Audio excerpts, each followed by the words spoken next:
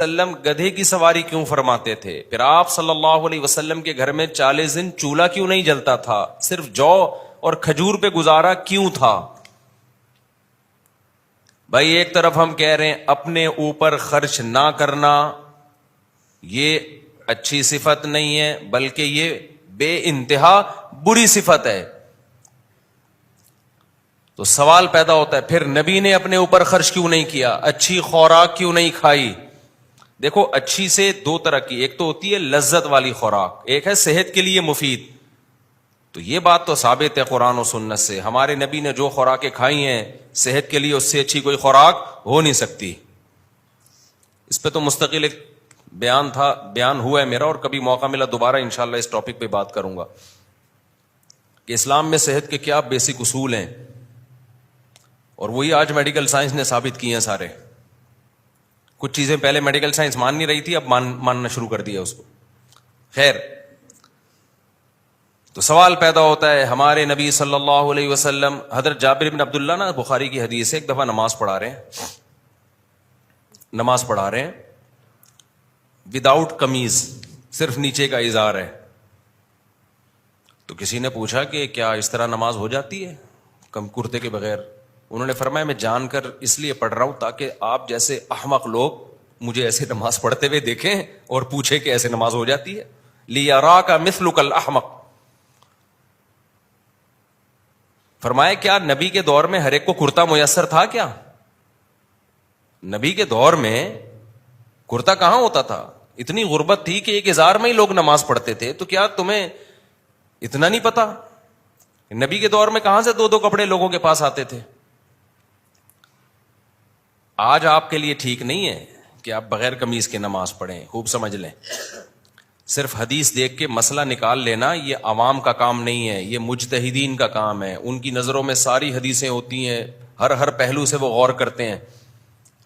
یہ تو آج کل ایک بدعت چل پڑی ہے کہ جو بھی اٹھتا ہے بس حدیثوں کے 2-4 ریفرنس اس کو یاد ہوتے ہیں اور وہ مسئلے بیان کرنا شروع کر دیتا ہے. لوگوں نے تو یہ کہنا شروع کر دیا کہ کھڑے ہو کر پیشاب کرنا سنت ہے، کیونکہ بخاری میں آتا ہے کھڑے ہو کے پیشاب کیا.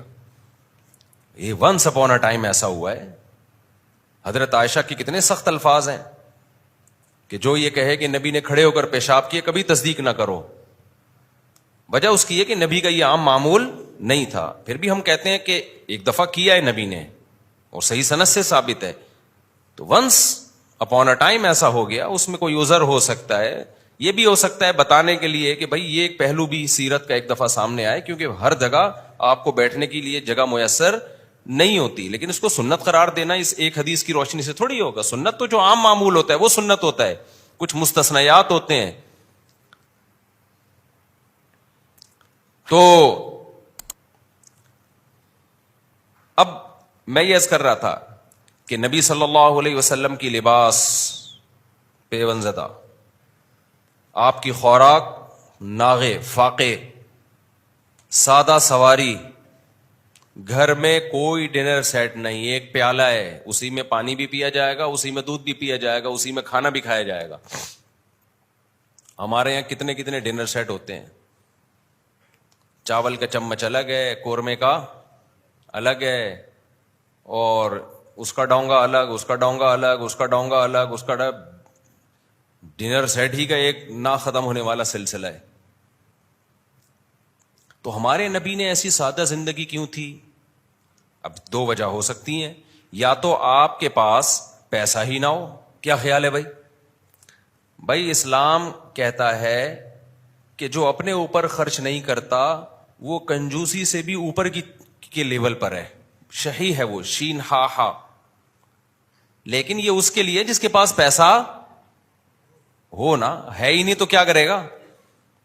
اب ایک آدمی بیچارہ پھٹ پٹی سی موٹر سائیکل میں گھوم رہا ہے، آپ نے پوچھا تو ایک نمبر کا کنجوس ہے. مفتی صاحب نے بیان میں کہا تھا کہ جو اپنے اوپر بھی خرچ نہ کرے وہ کنجوس ہے. تو کیسی بائک میں گھوم رہا ہے؟ وہ کہے بھائی خرچ کہاں کروں، میرے پاس پیسے ہے ہی نہیں، یہ بھی ادھار لی ہوئی ہے کسی سے میں نے. تو اب آپ بتاؤ ایسے شخص پہ کنجوسی کا تانا دیا جا سکتا ہے؟ نہیں دیا جا سکتا، ہے ہی نہیں. تو اگر ہم یہ کہتے ہیں ہمارے نبی صلی اللہ علیہ وسلم مسکین تھے، غریب تھے، آپ کے پاس پیسہ ہی نہیں تھا، تو اس لیے آپ نے خرچ بھی نہیں کیا. کھانے کے پیسے ہی نہیں ہیں تو بھائی 40 دن چولہا نہیں جلے گا. آپ کے کپڑے پیون زدہ اس لیے ہیں کہ کپڑے سینے کے یا کپڑا نیا لینے کے پیسے ہی نہیں ہیں, تو اس لیے مجبوراً وہی کپڑے پہنے, پرانے کپڑے.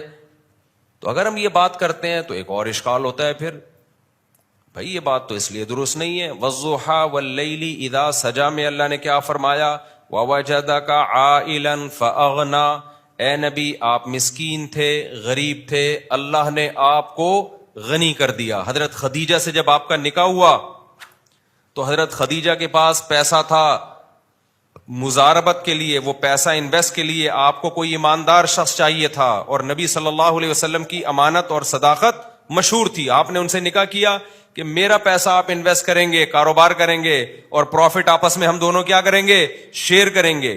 اس نکاح کے بعد اللہ کہتے ہیں کہ نبی ہم نے آپ کی غربت کو دور کر دیا. تو پھر اشکال لوٹ کے آ جاتا ہے, بھائی جب نبی صلی اللہ علیہ وسلم غریب بھی نہیں تھے تو پھر جو کی روٹی کیوں کھا رہے ہیں, 40 دن کھجور پہ گزارا کیوں کر رہے ہیں, کھجور پانی پہ گزارا چلتا تھا 40 دن. اور ہمارے نبی کا کھانا بھی تو دیکھو, شدید بھوک لگی ہے تو ایک چیز تھی جس سے پیٹ بھرا جاتا تھا, یا تو کھجوریں کھا لی اور پانی پی لیا, یا دودھ پی لیا. دودھ جس حدیث میں بھی ہمیں ملتا ہے نا, کھانے کے ساتھ نہیں ملتا. دودھ کو ہمارے نبی نے کھانے کے طور پہ استعمال کیا ہے. آج دودھ جو لوگوں کو فائدے کے بجائے نقصان پہنچا رہا ہے نا, اس لیے پہنچا رہا ہے کہ 2 پراٹھے کھانے کے بعد 1 گلاس دودھ کا ڈاکٹر مشورہ دیتے ہیں کہ کائنڈلی صبح ناشتے میں آپ 1 گلاس دودھ لازمی پیا کریں. تو آپ نے کیا, اور وہ بھی ڈبے کا پی رہے ہوتے ہیں, تو تھوڑے دن میں ڈبے جیسے بن جاتے ہیں. اور ڈبہ جیسے کبھی کبھار لیک بھی ہوتا ہے نا, تو ایسے ہی انسان بھی کیا ہو جاتا ہے, ڈبے کی طرح بننے کے بعد کیا ہو جاتا ہے. دودھ یہ کھلا پیا کرو, بار بار کہتا ہوں. یہ ٹھیک ہے انجیکشن لگا رہے ہیں, غلط کر رہے ہیں, لیکن ڈبے سے پھر بھی بہتر ہے. میری بات بعض دفعہ بغیر دلیل کے مان لیا کرو, اس لیے کہ ہم نے بہت اس کے پیچھے ریسرچ کی ہوئی ہوتی ہے. ایسے ہی بیٹھ کے نہیں ایک دم سے آدمی پھینک دیتا. ڈبے سے 1000 گنا بہتر ہے یہ. جیسے یہ جو جوسز آ رہے ہیں نا, ڈبے کے جوسز, چاہے کتنی اچھی کمپنی ہو, کتنی ہی اچھی کمپنی ہو, بالکل بھی 2 نمبری نہ کرتی ہو, پھر بھی اس سے بہتر ہے پھلوں کا رس خود گھر میں نکال کے وہ 1 چمچ پی لو گے, وہ اس پورے ڈبے سے, اس ڈبے کے 20. اور یہ لطیفے مت سنایا کرو کہ یہ ڈبے کے اوپر لکھا ہوا ہے وٹامن سی اتنا. یہ لکھا ہوا ہوتا ہے, اندر وٹامن سی سوال ہی پیدا نہیں ہوتا.